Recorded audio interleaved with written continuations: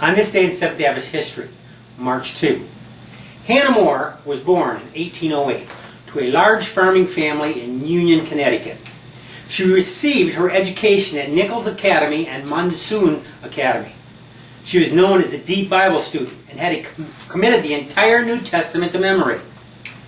As a young adult, she became a school teacher in her region, but missionary work was what called her. At 31, Hannah, moved by the treatment of the Cherokee and Choctaw Indians by the U.S. government, relocated to their reservation in the present-day Oklahoma.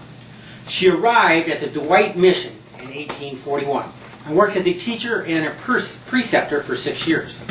She became fluent in both Native American languages. From 1848 to 50, Hannah worked as a school teacher in Connecticut and upstate New York.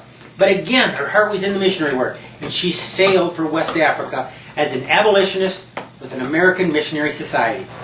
For 6 years, she worked in Sierra Leone as a teacher, a preacher, and a preceptor.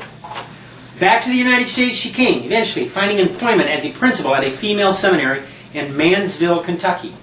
With her abolition views, though, it was not long before she introduction to Adventism would be in 1862 when she met Stephen Haskell.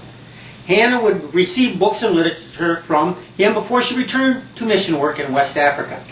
Here, Hannah studied and read, until she read herself into the Seventh-Day Adventist Church. Soon, she sent reports of her conversion and subsequent dismissal by the mission agency to the Review and Herald. In 1866, her health began to fail. She returned to the United States, moving to Boston, and there was baptized at South Lancaster, Massachusetts.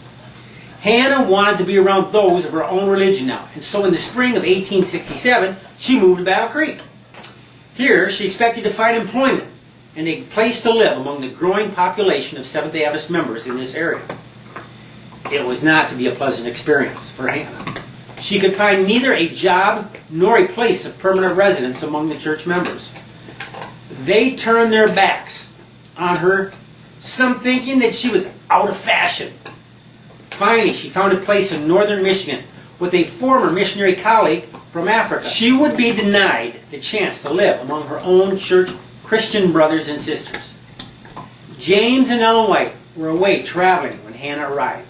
She corresponded with the Whites, and they encouraged her to meet them at Wright, Michigan.